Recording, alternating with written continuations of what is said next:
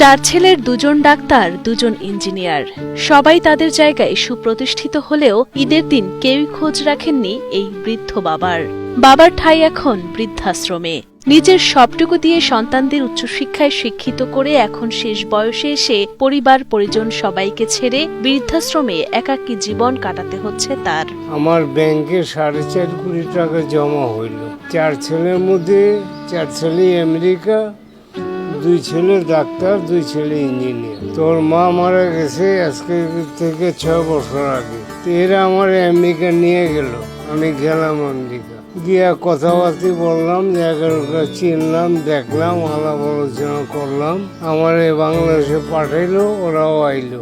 আইসা বললো যে আপনার 4.5 কোটি টাকা আছে ব্যাংকে। তো আমি বললাম ওই টাকাটা আমার লাগবো, দেন উঠে।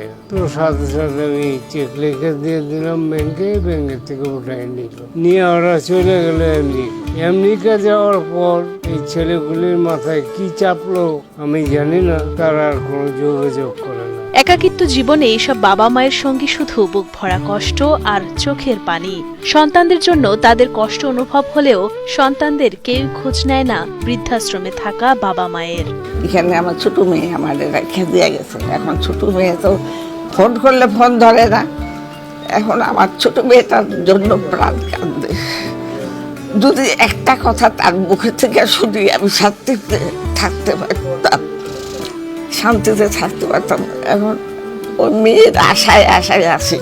এই যে আমি কই পড়া রয়েছি, কি হয়েছে তোমার মা কই আসা, কি কই আছে নাই। ছোট মাইয়া জামাই থাকি আমেরিকা, ছেলে লেগে গেছে, ওখানে পড়ালেখা করতেছে।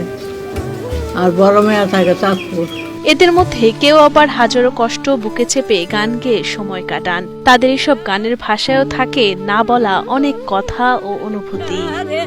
সেই পাখি আমাকে দেখতে পাইল না, খাঁচার ভিতরে যায় আসে পাখি, কেমনি করে চইল।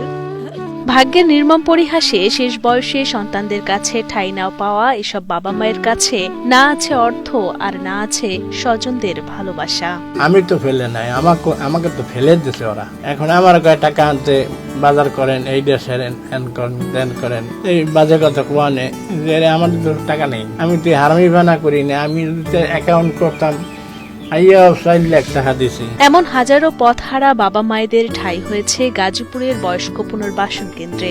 1987 সালে 5 জন বৃদ্ধকে নিয়ে যাত্রা শুরু করা প্রতিষ্ঠানটিতে বর্তমানে রয়েছে 1200 বৃদ্ধ বাবা মায়ের থাকার ব্যবস্থা।